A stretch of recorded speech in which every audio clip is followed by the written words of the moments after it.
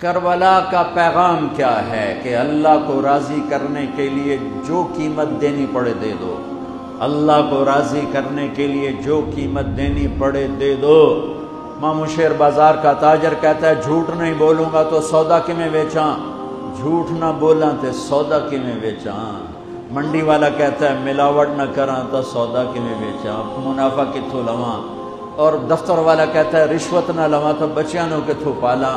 کربلا کا پیغام ہے کہ اللہ کے لیے جو کچھ دینا پڑے دے دو، جو قربانی دینی پڑے دے دو۔ محرم کا پیغام کیا ہے؟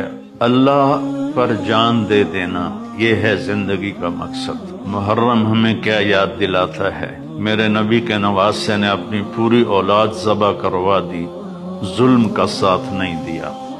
تو میرے بھائیو، اللہ کے واسطے نہ ظالم بنو، نہ ظالم کا ساتھ دو، نہ ظالم بنو، نہ ظالم کا ساتھ دو۔ رشوت، چوری، ڈاکے، جوئے، بدکاری کے اڈے، لوٹ مار،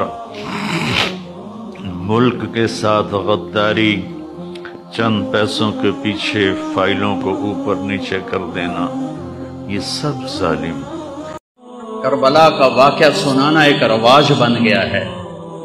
ربیع الاول آتا ہے، ہم ڈھول ڈھمکے بجاتے ہیں، جلوس نکالتے ہیں، جلسے کرتے ہیں، لیکن میرے نبی کیوں آئے، کس لیے آئے، کیا پیغام لے کر آئے؟ کوئی بے نمازی نماز شروع نہیں کرتا، کوئی شرابی شراب نہیں چھوڑتا، کوئی جھوٹا جھوٹ نہیں چھوڑتا۔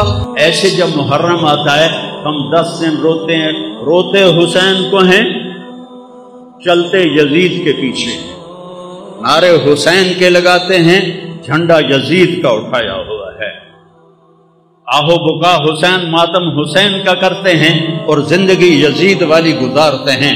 میرے اللہ کو اس کی کوئی ضرورت نہیں۔ اگر جنت اتنی سستی ہوتی، حسین کی جنت